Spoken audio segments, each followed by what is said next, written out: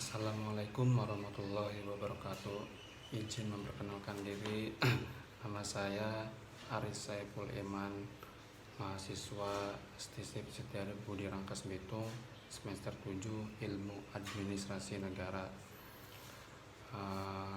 Saya diberikan tugas dari mata kuliah Evaluasi Kebijakan Publik. Tugas UTS akan mempresentasikan tugas yang saya ambil dari MPS, yaitu evaluasi penerbitan nomor induk berusaha. Singkat cerita, kita lanjut. Setiap pengusaha toko kecil maupun menengah sekarang ini diwajibkan untuk mempunyai nomor induk berusaha. Sedangkan masih banyak pertokoan yang belum memiliki nomor induk berusaha karena prosesnya itu sulit. Ketika kita ingin mendaftarkan atau mempunyai nomor induk berusaha itu harus melalui aplikasi yang namanya OSS. Namun nyatanya pelaksanaan OSS ini tak semudah yang dibayangkan. Aplikasi OSS ini dinilai belum lengkap dalam menyediakan jenis usaha dan perizinan yang ada di Indonesia, serta persoalan sistem yang belum sepenuhnya terintegrasi dengan daerah. Beberapa hambatan itu menjadi temuan oleh Komite Pemantau Pelaksanaan Otonomi Daerah, bahwa terdapat 3 masalah utama dalam pelaksanaan OSS, yakni dari aspek regulasi,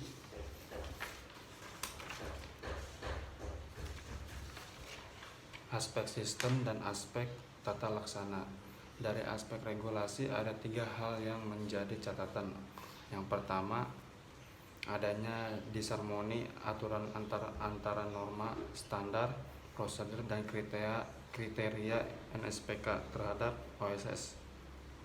Kedua, NSPK tidak lengkap sehingga pemerintah daerah Pemda memutuskan untuk menggunakan peraturan lama dan tidak sinkron dengan OSS. Kemudian, aspek sistem, mayoritas daerah kesulitan mengintegrasikan OSS. Database perizinan masih belum terklarifikasi, tidak tersedia di fitur e-payment, dan tidak semua daerah memiliki rencana detail tata ruang. Malah adanya tambahan prosedur di aplikasi yang justru dinilai menghambat proses. Para pengusaha, terutama pengusaha yang sudah existing ini, menaruh rasa khawatir terhadap pelaksanaan OSS ini. Terlebih, implementasi OSS ini di daerah masih minim. Hal ini disebabkan adanya peraturan daerah yang masih saling bertabrakan dengan proses perizinan. Karena di daerah relatif masih bertabrakan, oleh pemerintah pusat meminta itu diselesaikan secepatnya.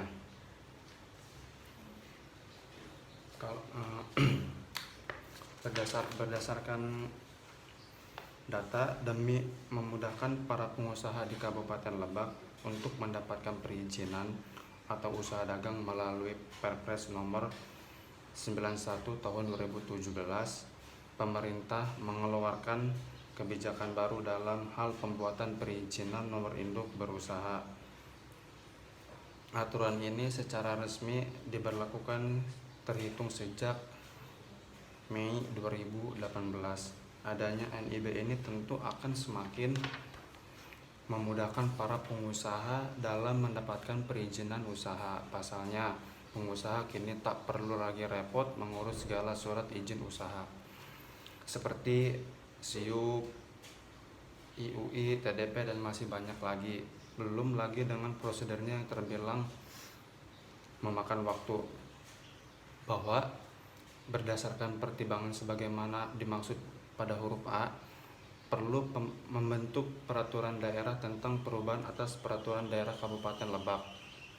Nomor 38 Tahun 2001 tentang izin usaha perdagangan, Undang-Undang Nomor 3 Tahun 1982 tentang wajib data perusahaan, Lembaran Negara Republik Indonesia Tahun 1982 Nomor 7, Tambahan Lembaran Negara Republik Indonesia Nomor bahwa untuk memberikan kepastian hukum dan berusaha meningkatkan ekosistem investasi dan kegiatan berusaha serta menjaga kualitas perizinan yang dapat dipertanggungjawabkan. Perlu didukung penyelenggaraan perizinan berusaha di daerah yang cepat, mudah, terintegrasi, transparan, efisien, efektif, dan akuntabel. Bahwa penyelenggaraan perizinan berusaha di daerah dilaksanakan secara terintegritas melalui elektronik berdasarkan norma, standar, prosedur, dan kriteria yang ditetapkan oleh pemerintah. Dan teori yang diambil dari Steve Beam dan ada 4 model evaluasi. Pertama, konteks evaluasi atau evaluasi konteks menjadi untuk menjawab yang mendasari disusunnya suatu program. Yang kedua, input evaluation, evaluasi masukan, mengidentifikasi masalah untuk menilai tujuan dan manfaat dari sebuah program. Yang ketiga, evaluasi proses, menilai bagaimana manfaat dari sebuah program. Dan yang terakhir adalah evaluasi produk, apakah sudah mencapai kebutuhan yang ditargetkan. Jadi analisanya dari saya masih banyak dari pengusaha atau toko yang belum memiliki nomor induk berusaha, dikarenakan mungkin kurangnya sosialisasi dari pihak terkait. Saya pernah menanyakan atau survei ke lapangan di tempat rumah makan yang belum memiliki nomor induk berusaha, karena alasannya pertama tidak ada waktu, kedua prosesnya itu yang sangat sulit mendapatkan nomor induk berusaha, atau intinya tidak mau atau tidak tahu adanya setiap pengusaha itu harus memiliki nomor induk berusaha. Sekian dari saya, Haris Saiful Iman. Jika ada penjelasan yang tidak kurang tepat, mohon dimaafkan, karena ini untuk menambahkan nilai mata kuliah saya, MK Evaluasi Kebijakan Publik, yang dibimbing langsung oleh Ketua Stisip Setiabudi Rangkas Bitung, yaitu Pak Dr. Haris Hijrah Wisaksana, MSc. Assalamualaikum warahmatullahi wabarakatuh.